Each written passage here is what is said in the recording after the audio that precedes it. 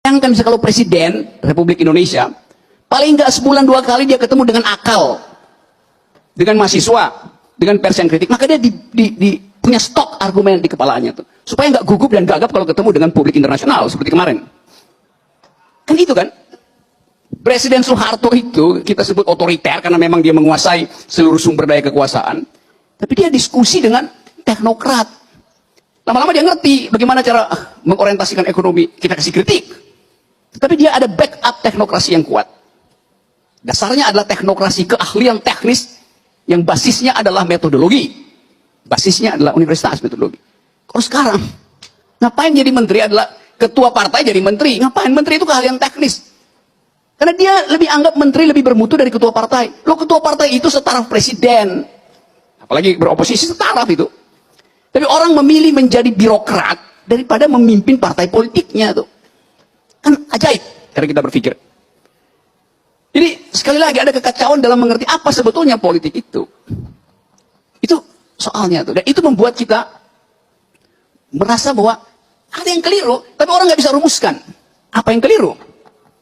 Yaitu standar untuk menjadi pejabat publik, apalagi jadi presiden itu. Tapi dipilih rakyat, oke, nggak ada soal. Tapi tetap standarnya mesti kita beritahu bahwa itu di bawah standar. Tapi kan dipilih, memang dipilih. Karena demokrasi juga bisa memilih boneka. Itu konsekuensi dari demokrasi itu. Filipina berapa kali salah pilih kan? Pelawak dipilih, gak ngaco tuh. Amerika juga menganggap sekarang mereka salah pilih. Bisa aja. Jadi nggak mungkin kita ucapkan bahwa ya ini pilihan, ya itu pilihan, tetapi salah. Kita mesti katakan, saya mau katakan salah pilih. Bukan saya mengabaikan suara rakyat. Tapi harus ada elemen intelektual di dalam kepemimpinan itu. Karena tadi mengemudikan kapal, dia harus paham ilmu fisika, paham astronomi, paham teori hidrologi, paham biologi, paham ekonomi.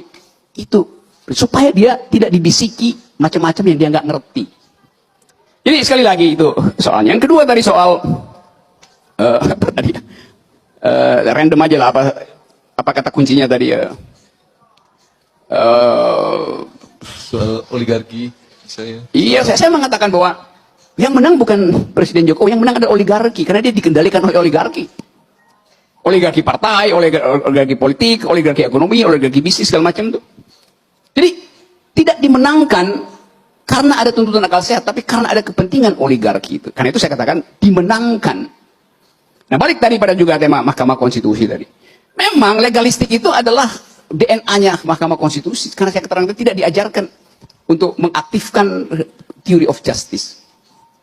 Walaupun sistem kita adalah letterluck Belanda, tetapi sifat strategis dari hakim konstitusi adalah mengambil risiko untuk memakai diskresinya untuk mencari sumber hukum baru. Itu namanya pembaruan hukum. Bukan sekedar apa yang ada. Jadi kalau orang datang, ini saya mau tuntut keadilan tuh, tapi hukumnya belum dibuat. Hukum selalu tertinggal dari fakta.